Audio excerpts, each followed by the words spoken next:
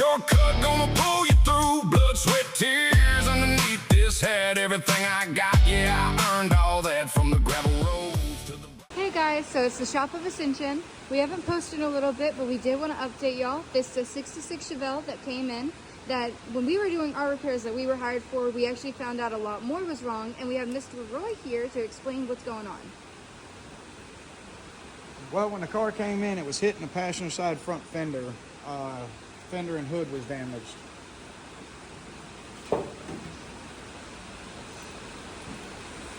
This fender had got crinkled up pretty good right here. We took it apart to do the repairs, started fixing it. While taking it on and off the car, we noticed that the back of it continued to have issues trying to get it to line up with the door again. We realized that somebody had come in and instead of getting the gap right, when they had replaced the quarter, the door was hung a little bit wrong. So they cut the gap, which does happen. It's not perfect, but it does happen. They attempted to weld this one at the bottom and then realized they couldn't weld.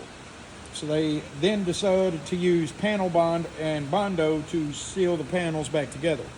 Well, over time, that caused the fender and the door to break loose the outer skin from the inner structure, which is why we couldn't get the gaps to get right. So we went back and we re-welded the seams top to bottom on the doors.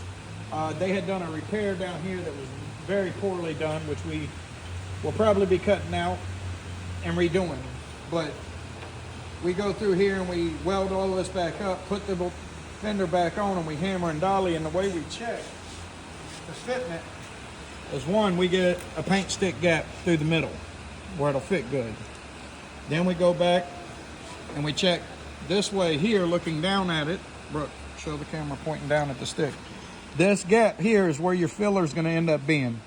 And if you can see, that's about a 1/16 or less. Now, as we get down, we still got areas like right here by my thumb that we're still working on to get those level. But you go down the panel, and that's how you can actually check and see the fitment of the panels and how much filler is going to be needed to make them fit right.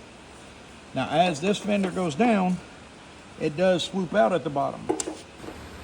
So we spend a lot of time hammering and dollying on this stuff to get these gaps right, so you don't end up with a bunch of filler like this. If you look over here, this door here has been painted red, red, red. That's 3 different layers right there with filler underneath. A lot of it we found that they had actually left the red and just did filler over top of. This car had an extreme amount of Bondo to cover up poor work. Now, once we're done, the metal will be back straight, the car will fit good, and we'll have a thin, thin layer of filler just to make it smooth. Like up here when we did this work, this fender was shoved back a good bit right here in this area, crunched up.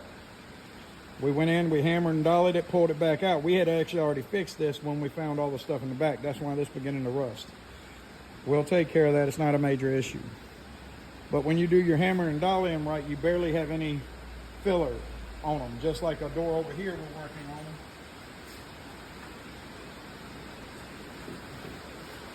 Of course, we're not done working on this one, but you can see when we start doing it, we use very little filler as it goes down. Now, there's still more to sand off here because we're working on the bottom.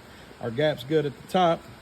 We've been fighting the bottom, but on this one, we had a rust hole repair on the door that we did right here. We cut a section out and we actually repaired it, and you can't hardly see where it's done. Now, we're still working on it, but that's one of our repairs that we're doing. So when we're done, we're hoping to have it slick.